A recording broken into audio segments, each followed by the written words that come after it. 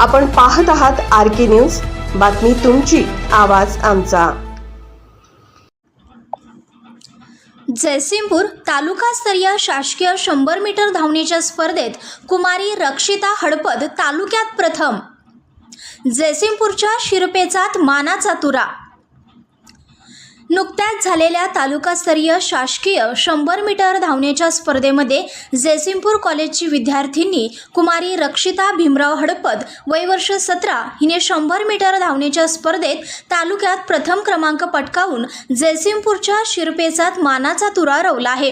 या मिळालेल्या यशाबद्दल संपूर्ण तालुक्यातून कुमारी रक्षिता हडपद हिच्यावर अभिनंदनाचा वर्षाव होत आहे।